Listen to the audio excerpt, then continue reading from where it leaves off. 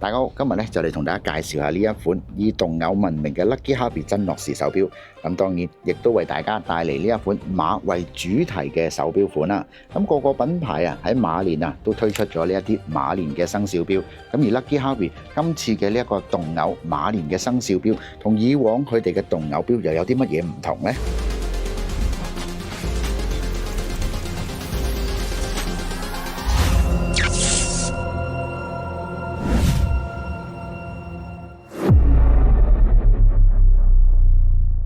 馬其實由古至今咧，都係扮演住一個非常之重要嘅地位。咁馬又代表住華夏血脈裏邊嘅文化脈搏。咁古時嘅名門將士咧，都係離不開馬匹嘅勇往直前。咁直至去到宮中嘅大官貴人咧，都係離不開馬嘅步步高升。咁嚟到現今嘅社會，更加就唔使講啦。喺跑馬地嘅馬場，一如既往咁樣，就係舞照跳，馬照跑，你唔好周圍走，一樣視馬係一個非常之重要嘅地位，馬到功成。咁如果大家帶住呢一款 Lucky 嘅話，咁你仲唔 win-win 雙贏？好啦，今日回歸正題，翻嚟講翻呢一隻 Lucky Harvey 嘅馬年生肖錶，而錶盤上邊嘅呢一隻馬就係參照咗中國嘅唐三彩馬俑，豐潤飽滿嘅體態，再結合漢代嘅銅奔馬形態設計，咁而錶盤就塑造出呢一個咁有神采飛揚、充滿住動感嘅駿馬。如果要塑造出呢一款立體感十足、紋理細緻嘅馬呢，咁就需要工匠喺925銀上邊呢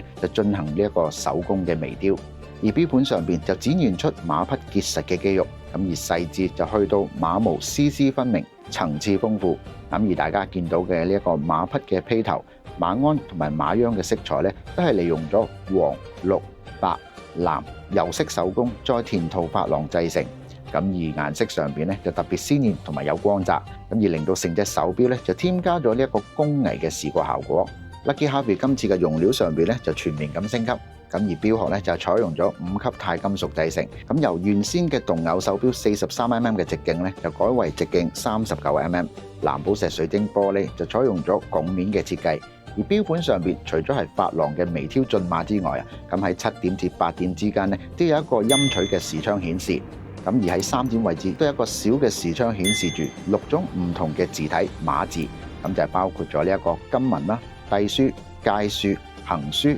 草書同埋宋體。咁喺5點位置咧就設有呢一個靜音嘅按掣，就刻有嚟自漢代嘅西漢馬蹄金文，稱之為天馬蹄。咁而係古代嘅皇帝賞賜俾功臣嘅一個榮譽襟章，咁而象徵住一個非常之尊貴嘅身份。而 Lucky Harvey 今次嘅機芯上邊咧就採用咗全新研發升級版，咁就係呢一個 LH013自動上鏈嘅致命動偶機芯。咁比起上一代咧精準度更加強。咁而呢一個致命嘅聲音咧，再經過改良之後啊，咁而聲音就變得更加清脆。咁講明呢一隻手錶係動偶錶啊，咁點少得喺錶盤上邊展現出呢一個動感呢？咁而呢一隻手錶每踏正1小時嘅時候咧，而駿馬嘅口咧就會慢慢咁張開，咁配合翻呢一個清脆嘅致命音，咁亦都有呢一個視覺效果同埋呢一個聽覺嘅享受。而錶底咧就係自動舵，而今次咧就轉換咗唔同嘅設計，咁就由12匹嘅紅色奔馬組成外圈，咁而圖案裏邊咧動作都各有唔同，就好似古時睇呢一個走馬燈一樣。而錶座上邊就採用咗魚鱗紋嘅機柳雕刻，同一個楷體嘅馬字金牌裝飾。咁而成隻手錶睇落去咧，就處處展現出呢一個手工藝嘅溫度。